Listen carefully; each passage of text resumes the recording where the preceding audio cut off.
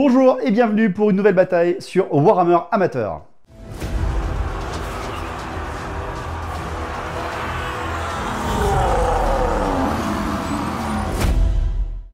J'ai l'immense plaisir d'accueillir aujourd'hui Guillaume, aka Forge 3D sur la chaîne.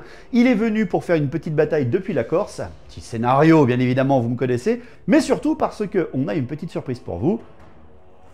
On a fait une nouvelle boîte. Subitement, d'un seul coup, la pam! Ça ferait des économies. Ça le tuerait. Ah non, pas ça! Qu'est-ce que j'ai fait? J'ai rien dit. Salut les amis, donc je suis Guillaume de Forge 3D. Je suis ravi d'être parmi vous aujourd'hui et puis surtout d'être avec mon ami David, aka Waramateur. Comme l'a dit David, on a le plaisir donc de vous présenter ce produit qui est donc notre nouvelle boîte avec David, by Waramateur et Forge 3D. Et donc cette boîte est une boîte à destination de deux copains qui voudraient se lancer dans l'aventure du vieux monde. Et cette boîte contient deux armées, une armée nain et une armée gobelin. On va vous les présenter bien évidemment dans cette bataille, puisque la partie d'aujourd'hui sera issue du contenu de cette boîte. Le contenu de cette boîte est issu de mon sculpteur The Beholder Miniature, que je remercie et que je salue pour son travail de grande qualité.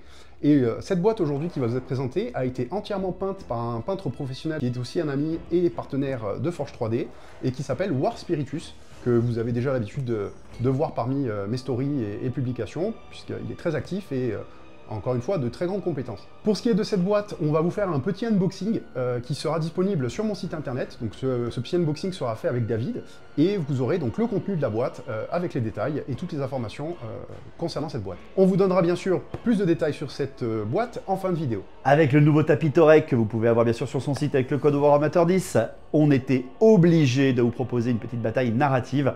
Voici donc le contexte de cette bataille.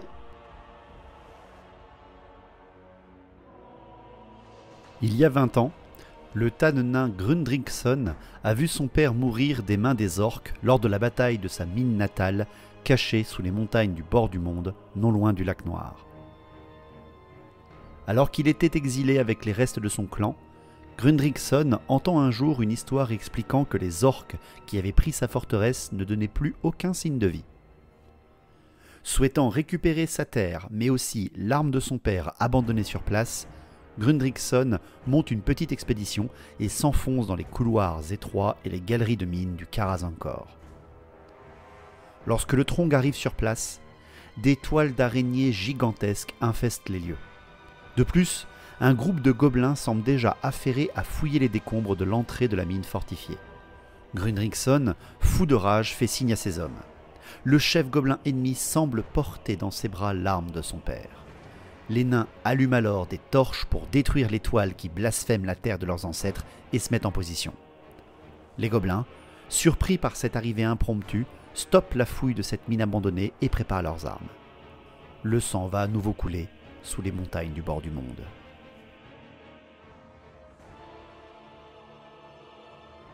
Pour cette petite bataille qui est à moins de 800 points, mais qui nous permet d'avoir quand même pas mal de petits plaisirs, je joue les Gobelins de la Nuit. Mon armée est commandée par un chef de guerre gobelin de la nuit. Il est équipé en pantalon de troll, chapeau d'intello. Il possède également le talisman de préservation, ce qui fait qu'il a une incroyable sauvegarde 5+, 5+, 5+.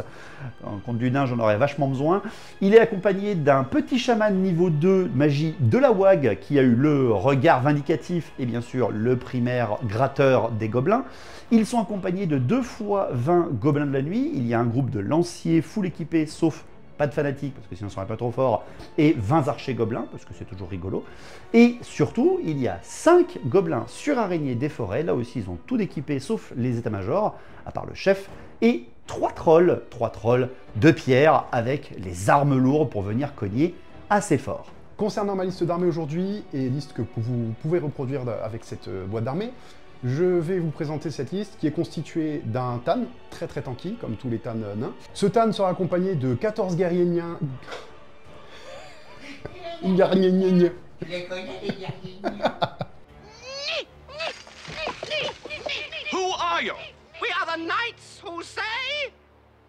Le Tan est équipé donc d'une armure de plate complète et d'un bouclier, une rune de feu, 3 runes de protection et une rune de force. Les 14 guerriers nains qui l'accompagnent sont équipés d'une armure lourde, d'un bouclier, sont bien entraînés, vétérans, et d'un porte-étendard avec rune de bataille et rune de Strolaz. Sont également présents 2 unités de 5 arquebusiers. En unité spéciale, il y aura 10 tueurs avec tueurs de géants, 10 armes de base additionnelles, 10 armes lourdes, ainsi que rune de bataille. Et enfin, un gyrocoptère avec canon crépiteur et en armure de plate complète. Le scénario de cette bataille, vous l'avez compris, c'est soit venir tuer le chef gobelin, soit tout simplement mettre en déroute les nains. Mais comme vous l'avez vu, il y a des toiles d'araignée absolument partout, et même les gobelins n'ont pas l'air de savoir d'où ça vient.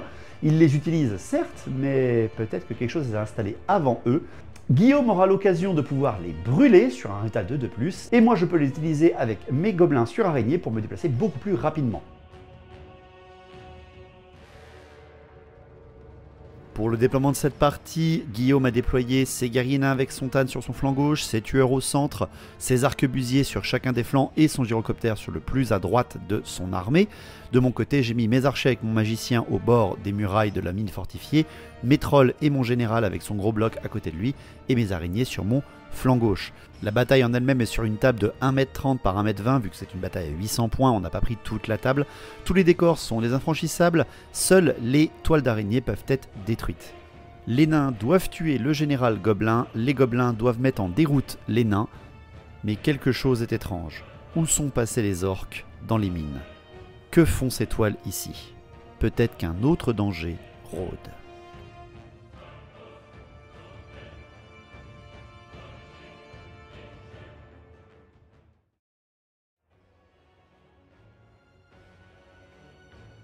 Tour 1 des gobelins, c'est moi qui commence. La stupidité est réussie avec les trolls grâce au commandement du général et de sa bande de guerre, donc pas de souci pour ça. Je n'ai pas de portée de malédiction depuis mon chaman sur les nains, donc on passe directement à ma phase de mouvement. Pour ma phase de mouvement, je fais d'abord avancer le bloc du général en marche forcée. Les trolls viennent flanquer en faisant une bonne marche forcée le flanc droit des gobelins face aux tueurs. Mes archers avancent légèrement sur le flanc droit et mes araignées utilisent simplement les toiles pour se déplacer sans aucun malus en direction de mon flanc gauche et venir à proximité du gyro qui a fait son avant-garde. Les guerriers nains ayant eux aussi fait une avant-garde de 3 pas grâce à la bannière de Strolaz, je me suis avancé suffisamment avec mes archers pour pouvoir être à portée de tir. Pour ce qui est justement de mes tirs, je vais balancer mon sortilège de blast sur les guerriers nains. Je peux en tuer un, mon regard vindicatif me permet de faire une touche de force 7 D3 PV sans armure sur une figurine ou une unité en face. Bon, je le tente, je l'échoue, je peux le réussir, enfin je peux le retenter surtout à nouveau grâce à mon objet de sort, mais malheureusement je l'échoue une seconde fois, la résistance magie des nains est terrible, mais ce n'est pas grave. Pour ce qui est après de mes archers gobelins, donc de mes archers gobelins qui ne peuvent pas tirer en volée vu qu'ils ont avancé, ils font donc 10 tirs, ils font 6 touches à 5+, et 3 blessures à 5+, qui feront 2 morts malgré l'armure 4 des nains. Je suis très content. Et ensuite, mes araignées vont tirer sur le gyro bombardier, vont lui faire une blessure, mais sera tanké par l'armure 4+. Pour le tour 1 des nains, aucune phase de stratégie n'est nécessaire, on passe directement à la phase de mouvement.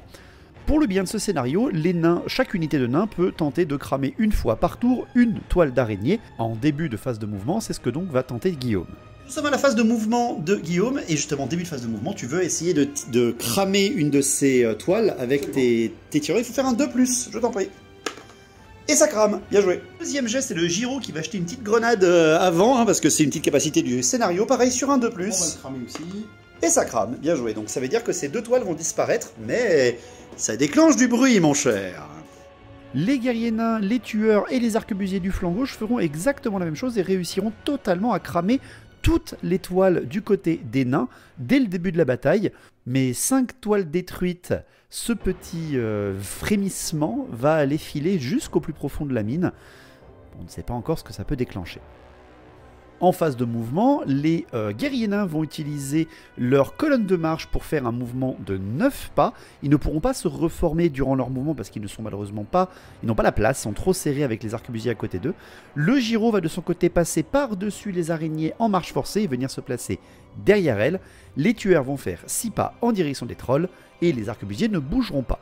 Une fois la phase de mouvement terminée, bien évidemment que le gyro qui vient de passer au-dessus d'une unité ennemie va larguer sa bombe. Guillaume, tu as terminé ta phase de mouvement, qu'est-ce qui se passe avec ce petit gyro? Alors ce petit gyro vient de survoler les araignées et il va donc larguer sa bombe.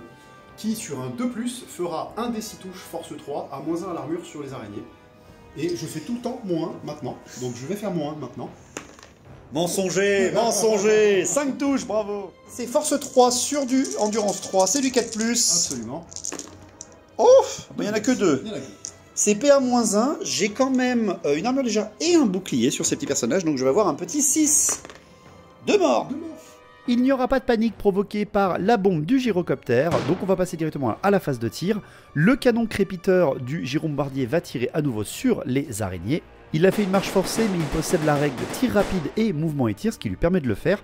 Malheureusement pour Guillaume, il va ne faire qu'un seul mort, sans aucune panique à nouveau du côté des araignées.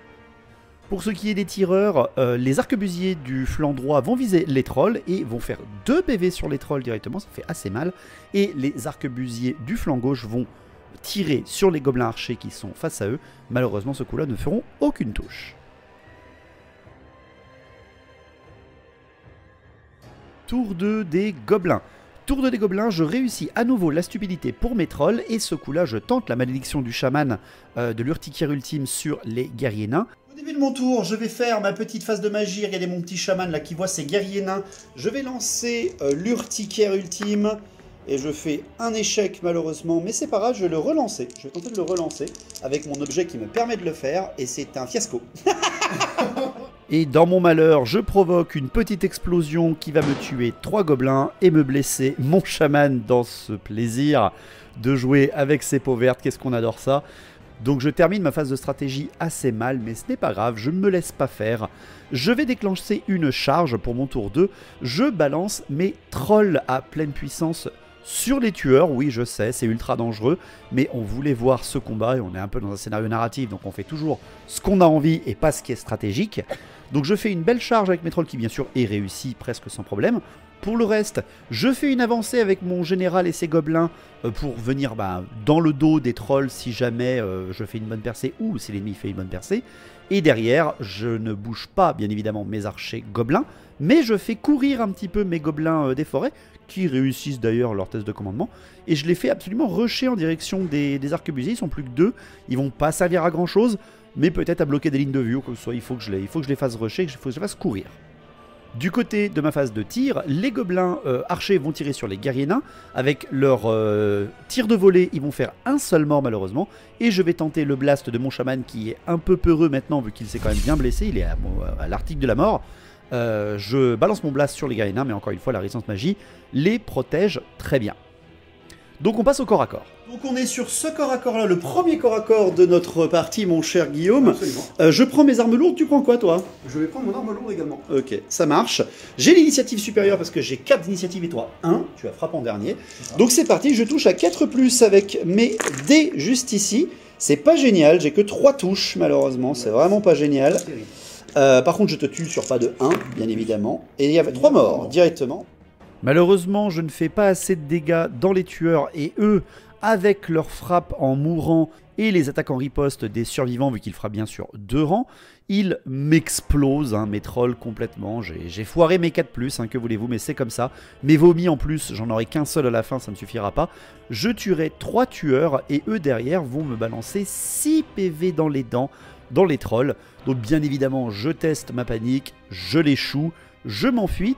Et je ne suis pas rattrapé parce qu'en m'enfuyant, je pars de l'autre côté de mes gobelins de la nuit qui ne paniquent pas. Et les tueurs nains, malgré le -1 en poursuite, réussissent quand même à impacter le pack de gobelins de la nuit avec le général juste derrière. Et ça, c'est peut-être bon pour moi. Tour 2 des nains. Phase de stratégie, rien à faire. Phase de mouvement et des déclarations de charge, il n'y en aura aucune du côté des nains. Parce qu'ils sont encore un peu trop loin pour ce qui est des guerriers nains des gobelins. Pour ce qui est des mouvements, on est en début de phase de mouvement. Le gyrocoptère est à portée d'une toile. Il balance son 2+ et va réussir à la brûler. Le gyrocoptère ayant réussi son action part légèrement en direction du pack de gobelins de la nuit qui est au contact avec les tueurs. Surtout pour peut-être pouvoir tirer sur soit le troll qui est en fuite, soit les gobelins à l'autre côté. Derrière après, les guerriers nains font une avancée et utilisent leur bien entraîné pour pouvoir se faire une reformation, enfin en tout cas un redresser les rangs et avoir une belle double ligne de 6 nains côte à côte avec leur tan à l'intérieur, ce qui fait quand même pas rire du tout. Et pour ce qui est des restes des mouvements, bien sûr, les nains ne bougent pas. Phase de tir, les arquebusiers qui voient arriver ces deux araignées vont tirer dessus et vont faire une morte, mais ne vont pas provoquer de panique. Le gyrocoptère va tirer sur le troll et va lui faire une seule blessure, mais qui va être régénérée. Et les arquebusiers qui aperçoivent à peine les gobelins archers vont tirer, mais avec tous les malus du monde, ils ne feront rien du tout. On passe au corps à corps, et c'est le corps à corps des tueurs contre les gobelins et leur chef. Tu veux pas faire de duel, je suppose, t'es là pour taper dans la masse? Je suis là pour tuer du gob. Allez, pour tuer du gob. Donc tu apprends tes armes lourdes, tu m'as dit. Tout à fait, je vais prendre l'arme lourde. Donc tu as initiative 1 avec l'arme lourde qui passe quand même maintenant à plus 3, 4.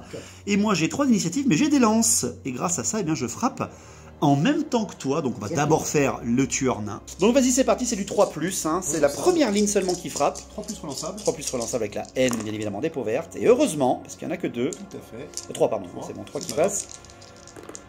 Et c'est imperfect, bravo. Bon, alors là, par contre, maintenant, c'est force 5 sur de l'endurance de 3 de gobelins, c'est pas de 1, et c'est directement tué. Pas de 1, pas de 1. 1 quand même. Ben, ça fait quand même 5 morts. Hein.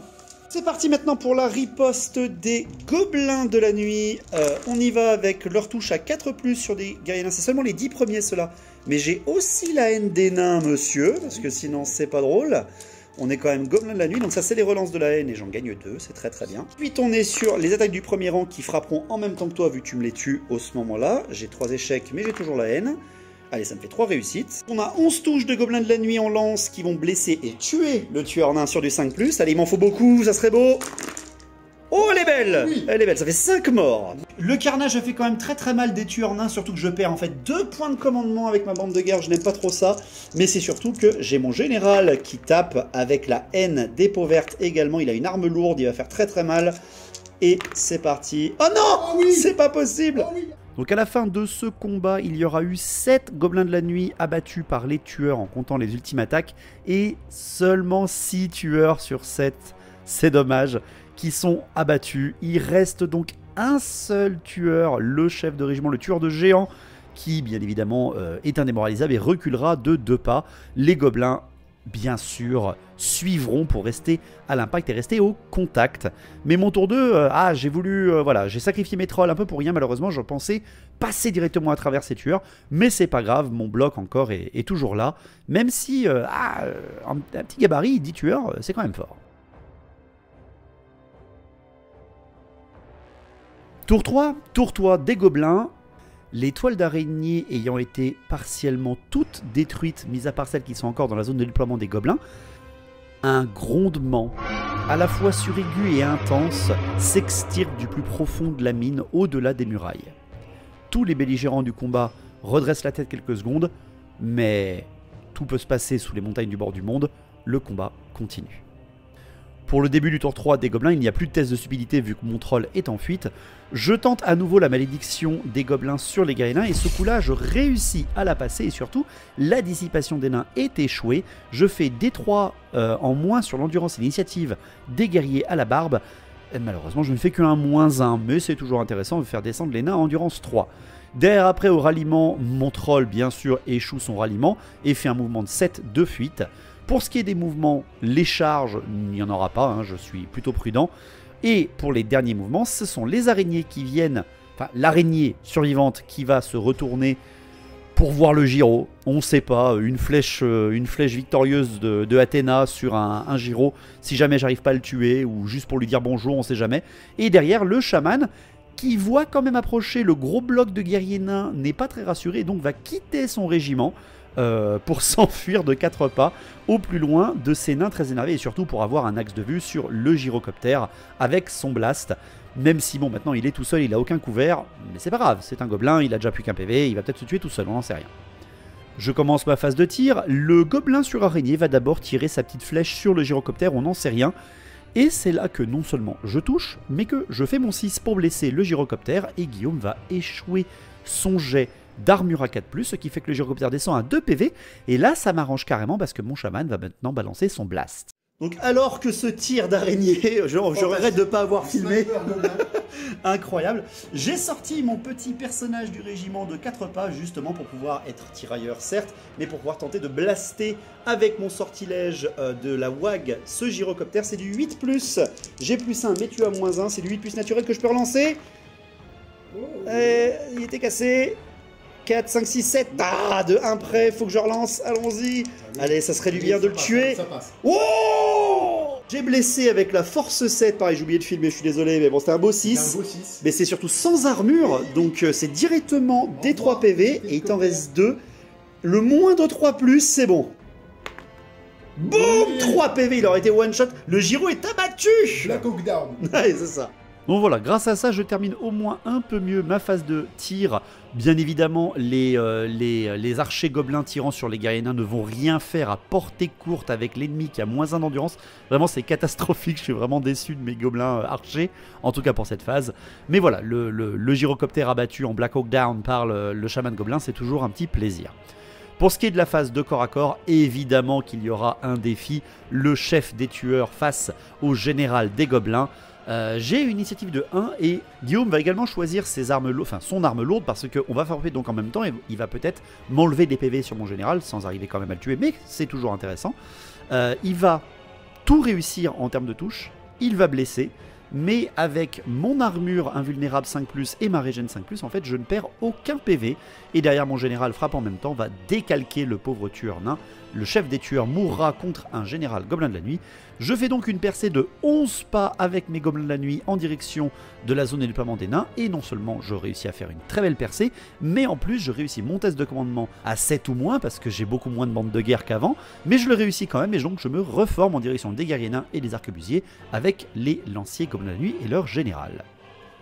Donc pour tour 3 des nains, la phase de stratégie bien sûr il n'y a rien à faire vu que personne n'est en fuite, on passe donc directement à la phase de mouvement. Cher Guillaume, phase de mouvement, qu'est-ce que tu déclares en charge? Alors mes nains vont charger les gobelins, hein, ils sont venus là pour ça. Tout à fait, tu es à 3 pas et demi, donc la charge est automatiquement réussie, mais j'ai tir rapide. Exactement. Donc j'utilise ma phase de tir rapide pour te balancer quelques blasts.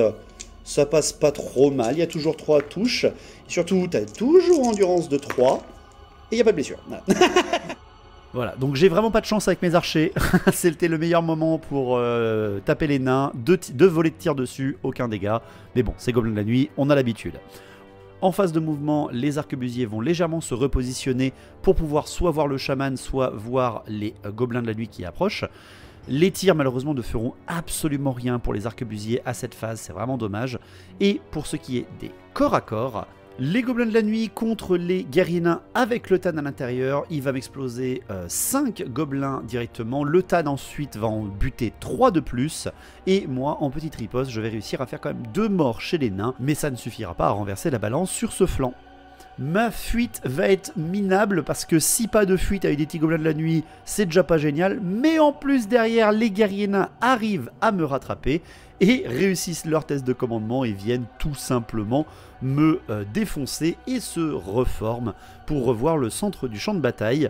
On a percé chacun un petit côté avec les guerriers nains ou les gobelins de la nuit, mais c'est la fin du tour 3 et quelque chose remue dans les ombres.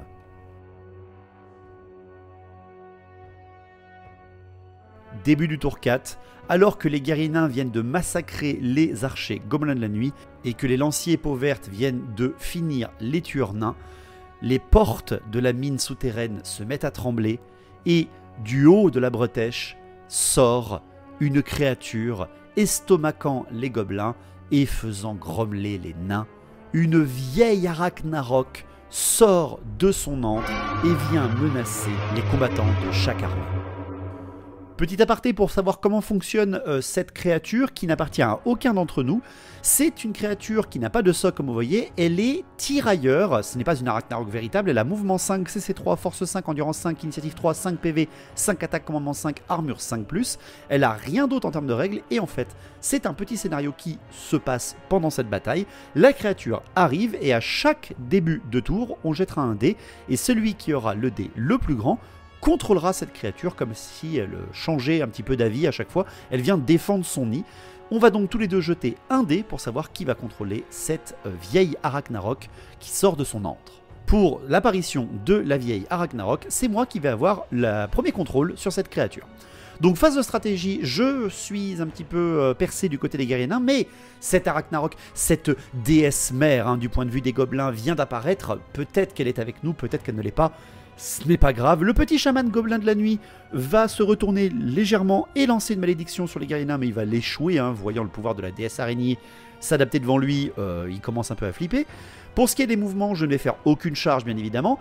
Mes gobelins vont s'approcher des arquebusiers parce que je sais que je contrôle la Ragnarok ce tour là, donc elle ne m'inquiète pas trop.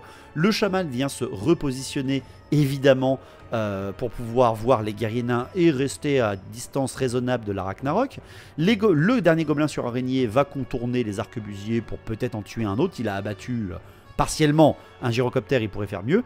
Et la reine, enfin la vieille araignée, la reine, je l'appelais comme ça, descend de sa bretèche et s'approche des guerriers nains, bien évidemment, vu qu'elle n'était pas à portée. Surtout, le scénario empêche cette créature de charger dès son arrivée. Pour ce qui est des tirs, je vais tenter mon blast sur les guerriers nains, je vais l'échouer, le retenter et l'échouer à nouveau. J'ai plus d'autres tirs, vu que mon gobelin sur araignée va tenter son coup, mais va littéralement tirer dans la statue qui est derrière. Et je n'ai pas de corps à corps pour ce tour 4. Espérons que la Ragnarok reste dans mon contrôle pour la prochaine phase. Tour 4 des nains, on jette le dé pour savoir qui contrôle la Ragnarok, et je la contrôle à nouveau, et ça m'arrange. Elle joue à chaque tour, hein, c'est-à-dire que si c'est moi qui la contrôle, je la contrôle et je joue quand même à ce tour-là. Donc, phase de mouvement, la Ragnarok déclenche une charge sur les guerriers nains et vient impacter les guerriers nains. De l'autre côté, les nains de Guillaume, les arquebusiers se pivotent vers la dernière araignée, parce que quand même elle les provoque, et les derniers arquebusiers ne bougent pas pour avoir le maximum de tirs potentiels sur les gobelins qui approchent. Phase de tir, les arquebusiers tirent sur le chaman. Vu qu'ils sont en bonne position, ils préfèrent éviter les gobelins qui approchent avec le chef et surtout essayer d'abattre ce foutu chaman qui reste sur la table. Surtout que durant ce scénario, j'avais accordé à Guillaume le fait que ces arquebusiers soient entraînés. C'est une règle spéciale qu'on a appliquée à ça. C'est-à-dire qu'ils n'ont pas la règle encombrant, ils peuvent bouger et tirer avec seulement un malus de -1 et pas -2. Donc le tir sur le chaman. Donc on a les 5 arquebusiers qui n'ont pas bougé ce coup-là, hein, qui voient ce foutu chaman qui a tué le gyro. C'est du 5+ pour toucher. Longue portée, c'est parti. Ici. Allez, tu vas mourir. Eh ben non. 5 tirs. T'en as oublié un. Allez, c'est celui qui touche. Ah, il touche. 3+ tué. 3+ tué. Non. Pour se venger, si vous n'arrivez pas à tuer un gobelin tout seul, monsieur, la cible plus grosse ici, la cible plus grosse, 5+, il y a -1 parce qu'ils ont l'habitude de tirer avec leurs arquebuses grâce à la règle du scénario. C'est parti. 5+. Il y a une touche, mais pareil, un 3+ suffira. Oh là là là là là là là. Ouais, il faut que tu passes aux arbalètes, hein. Les arquebuses, c'est pas pour toi. On passe donc à la phase de corps à corps où les guerriers nains viennent de se faire surprendre par la vieille Ragnarok. Corps à corps de la Ragnarok, elle est en charge. Je vais taper avant toi, malheureusement, mon cher. C'est parti. Elle a 5 attaques. C'est pas les profils de la Ragnarok pure, hein. Elle est un peu plus faible. Donc c'est 5 attaques à 4+ empoisonnées. Donc j'en ai une et 2 qui passent. Elle n'a pas la haine des nains, bien sûr. C'est force 5 sur l'endurance de 4 des nains. Elle échoue tout. Et celle-là, non, attention, je dois faire pas de 1. Ah oui, n'oubliez pas, avec la nouvelle règle empoisonnée. Ouf, ça a failli, mais j'ai une petite blessure. Seulement PA -1. Donc elle te fait 3+, qui descend à 4. C'est un mort. Elle te croque quand même un petit nain. Après ce mort que je fais dans les guerriers nains, la riposte des guerriers nains et surtout du Tan va être monstrueuse parce qu'elle va m'enlever 3 PV sur 5, ce qui est quand même assez violent. Donc pour l'instant, je suis assez perdant, mais il me reste mes piétinements. Pour terminer, les D3 piétinements de la créature, hop, elle est à 2 piétinements, force 5, elle en blesse 2 quand même, il n'y a pas de PA dessus. Allez, 3+. Allez. Oh, ça tank, même avec une PA de 1, ça aurait pas suffi. De résultat de combat, je t'ai fait un petit kill qui est calculé ici, mais derrière après, toi tu m'as fait 3 PV avec les guerriers nains, tu as plus de PI que moi en tant qu'infanterie, et tu as une bannière de bataille. Donc je perds le combat de 5, et vu que c'est une Madame 5, elle a aussi grandement 5. Donc bah... tant pis. Oh non, c'est dommage, elle s'enfuit, et elle s'enfuit même complètement, parce que même avec son commandement 5, elle l'a échoué. Donc tu poursuis? Oui. Alors je m'enfuis, elle n'est pas rapide, de 2D. Oh, je fais un beau 10 quand même, il faut que tu fasses 11. Parce que j'ai -1. Exactement. Et non, tu fais 6. Donc la fin du tour 4 des nains voit les guerriers nains et surtout le Tan repousser la vieille Ragnarok et la poursuivre sans pour autant arriver à la détruire. Il ne reste plus que 2 tours, on est loin du seuil de déroute des nains et on n'a toujours pas tué le chef des gobelins du côté des barbus. Rien n'est encore joué. Tour 5 des gobelins qui contrôlent la Ragnarok vieillissante. Ce coup-là, c'est à nouveau moi. Bah bon, malheureusement, elle est enfuie, donc il va falloir que je la rallie. Je tente justement ma malédiction sur les guerriers nains et je la réussis. Ce coup-là, je vais les descendre de 2 d'endurance et d'initiative. Au ralliement, j'échoue de rallier mon troll, bien évidemment. Par contre, je réussis à rallier la Ragnarok vieillissante. Je passe donc après à ma phase de charge. J'envoie mes gobelins lanciers avec le général sur les arquebusiers. C'est parti pour la charge du général gobelin de la nuit avec ses gobelins sur les 5 arquebusiers. Il faut que je fasse 3 ou plus sur un seul DD. Et ben c'était limite, hein, mais ça passe. Donc je réussis ma charge limite, mais je réussis. Et il y a un tir de contre-charge qui va me buter un des gobelins sans pour autant vraiment m'inquiéter.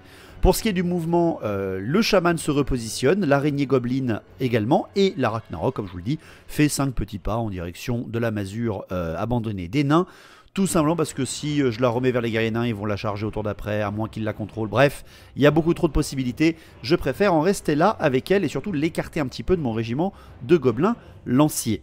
Pour ce qui est de mes tirs, mon gobelin archer sur araignée va tirer sur les arquebusiers et ne va rien faire, et mon chaman va blaster les guerriers nains et va également rien faire, malheureusement. On passe donc au corps à corps du général gobelin et de ses troupes contre les arquebusiers. Et ben c'est pas génial parce qu'on va faire que 2 kills chez les nains, parce qu'en fait les gobelins ne font rien et c'est seulement le général qui va réussir à faire ça, mais il fait 2-1 derrière après en blessure sur 4 attaques, donc pas génial. Et les guerriers nains vont chèrement défendre leur vie et vont tuer également 2 gobelins. Bon, par contre après au état de combat, il y a un moment aussi où c'est compliqué, il faut qu'ils fassent un test et ils font 6 au commandement. Et malheureusement, leur test est échoué, c'est-à-dire qu'il y avait trop de points de mon côté et ils n'ont pas l'obstiné, ces guerriers nains, c'est-à-dire qu'ils vont s'enfuir.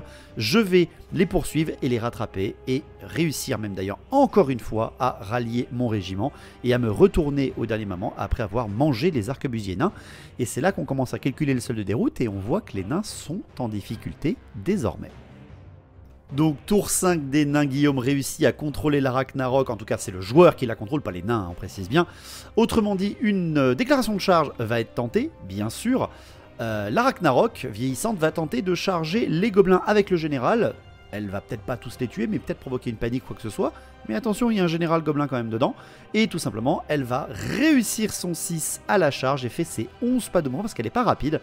Et va venir impacter les gobelins de la nuit et leur général. Pour ce qui est après des mouvements, les guerriers nains s'approchent des gobelins et de la Ragnarok également. Et les arquebusiers font face une dernière fois à ce gobelin sur araignée. Il faut peut-être quand même y arriver. Au tir, ils tirent à 5 dessus. Et heureusement, ils arrivent enfin à l'abattre. Ça aurait été dommage de louper tout ça. Et on termine donc ce tour 5 des nains par le corps à corps. Le corps à corps des gobelins contre la Ragnarok.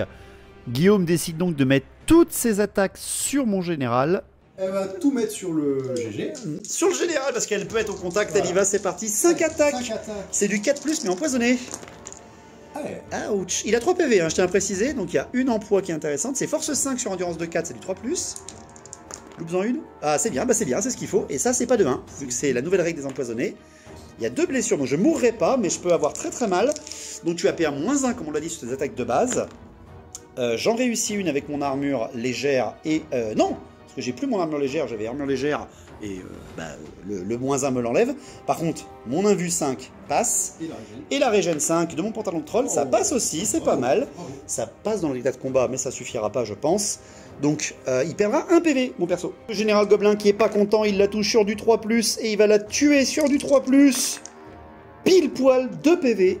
Elle est morte, j'ai tué la reine, je suis le maître des araignées. Sous les yeux ébahis donc des guerriers nains, le général gobelin de nuit vient de trucider cette vieille Ragnarok et donc devant tous les survivants de son armée qui ne sont plus que 11, vu tout le reste est mort, le dernier troll est sorti de la table, hein, je le compte plus. Il a quand même une preuve là, qu'il est un chef inconsidéré de la WAG, on est bien d'accord. Donc c'est la fin du tour 5. Où les gobelins de la nuit font une petite percée de 7 pas et se rapprochent donc à 10 pas des guerriers nains pour le dernier tour et peut-être venir voler la victoire, car plus que 3 nains et c'est la déroute du côté des barbus.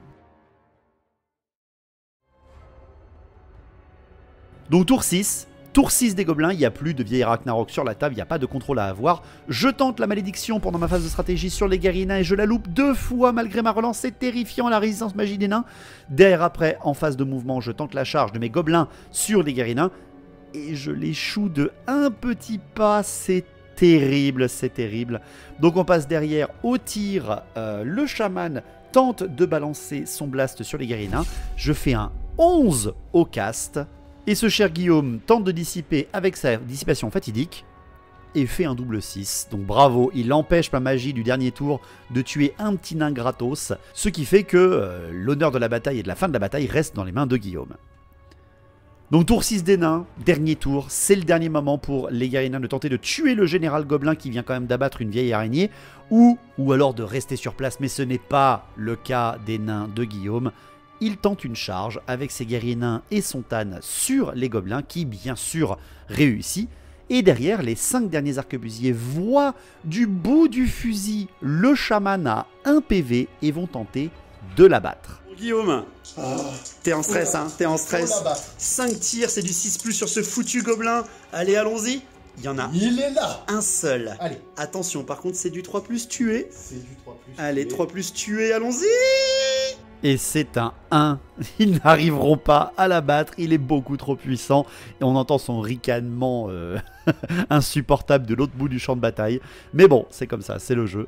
On termine donc cette partie avec le corps à corps final des guerriers nains avec leur tan contre les gobelins de la nuit et leur chef de guerre. Il y aura 5 gobelins abattus par des guerriers nains très revanchards.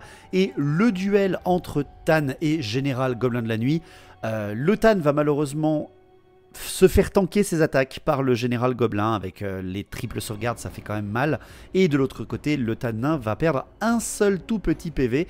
Donc c'est assez intéressant de voir que c'est pas parce que vous avez un gros personnage chez les peaux vertes que c'est directement game break.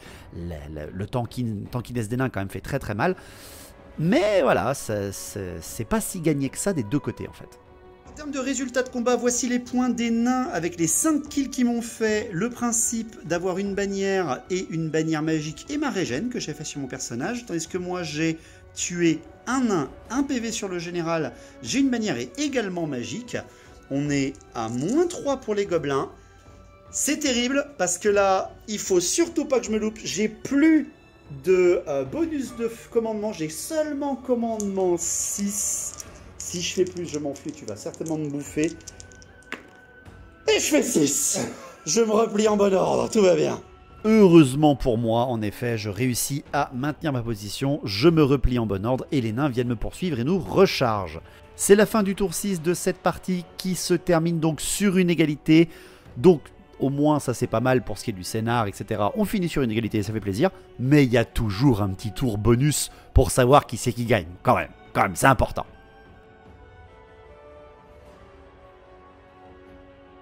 C'est le petit tour bonus. Hein. Bon, tes guerriers ont retué 2 gars parce que voilà, c'est assumé tout au bout. Je pourrais peut-être m'enfuir au cas où. C'est parti, mon cher, je t'en prie. C'est le tan nain, le vengeur. On lui accorde la haine toujours parce qu'on s'en fout. Hein. C'est le point bonus. Tout va bien. Et c'est pas de 1. Hein. C'est pas de 1. Pas de 1. Oh là là là là là. Donc ça me fait 3 invulnérables à 5, monsieur. 3 invulnérables. Juste pour savoir ce qui va se passer. Bah déjà j'en réussis une. Aïe, dommage pour toi ça, hein. Et 2 régènes. Et ben je perds qu'un PV.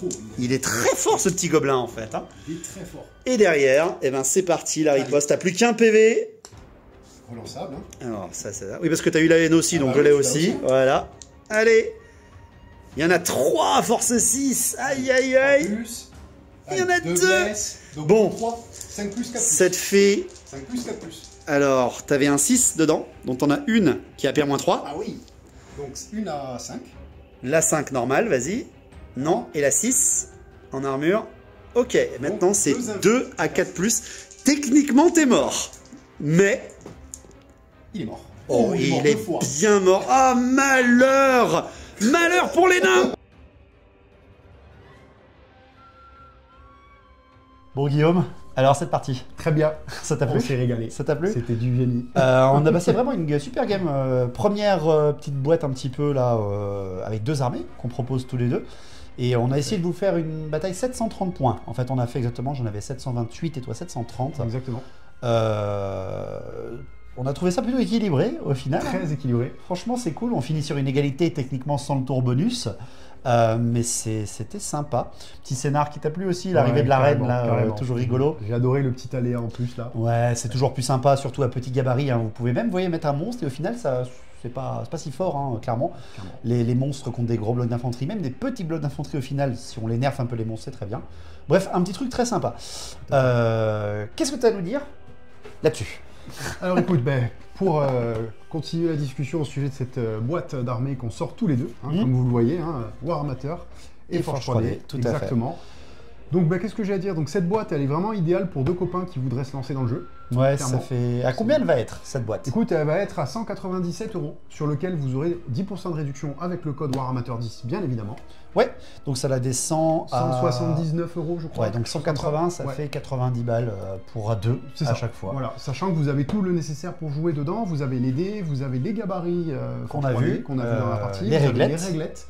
Donc en gros, vous avez vraiment tout pour jouer avec votre pote. Ouais, tout à fait. C'est des figurines donc, que tu imprimes toi-même, que tu as tout mis en bundle complet. Exactement. Les figurines sont vraiment cool. Hein. Très sympa la peinture de ton collègue. Ouais, comment tu peux redire le nom? Ouais, c'est War Spiritus. Donc, gros je vous mets le big lien up dans la aussi, description, bien sûr. À Fabien qui a fait un travail merveilleux. Hein, franchement, très très belle figurine, très belle peinture. Très agréable à peindre parce que j'en ai peint 4 aussi. Il y en avait, on a terminé un peu dans l'urgence la peinture et on a pu le faire et c'était très sympa à peindre. En full contraste, très bien, en zénithal, très très cool. J'espère que cette partie vous a plu et merci à toi d'avoir fait ce bon moment un grand ensemble. plaisir, absolument. Cette partie a été très initiatique, beaucoup de passages vidéo, mais on a voulu aussi vous montrer ça, tester les nouveaux micros encore aussi, parce que je suis encore en train de les roder. Si jamais ça vous a plu, ça vous intéresse, c'est sur son site directement, hein, bien sûr. J'ai mis le lien également en description. Et n'hésitez pas parce que si vous la prenez cette boîte, vous soutenez aussi la chaîne et vous soutenez aussi le travail de Forge 3D. À tous les deux, bien sûr. Et la communauté peut en avoir besoin, donc il ne faut pas hésiter. Et puis encore une fois, si jamais ça vous intéresse, vous soutenez comme ça la chaîne. Si vous voulez soutenir d'une autre manière, il ne faut surtout pas hésiter. Vous avez le Tipeee aussi, parce que le passage à plein temps, c'est avec le Tipeee qu'on gagne du sous maintenant. Donc on compte sur vous. On pourra peut-être même développer plus d'offres en bundle sur ton site pour se lancer. C'est un des projets, des petites boîtes à 100 balles où on avait déjà fait les lions blancs de mémoire comme ça. Et là, voilà, c'est ça. On va essayer de développer ça un petit peu. Ça. On va, pour le plaisir de la commu, pour notre plaisir aussi, hein, parce que on les verra sur la table, les armées. Tout à fait. Tu viendras pour une revanche? Avec grand plaisir. Parce que finalement, personne n'a gagné. Exactement. C'était dans le rêve du gobelin, on est d'accord à la fin. C'est le tour bonus du rêve gobelin.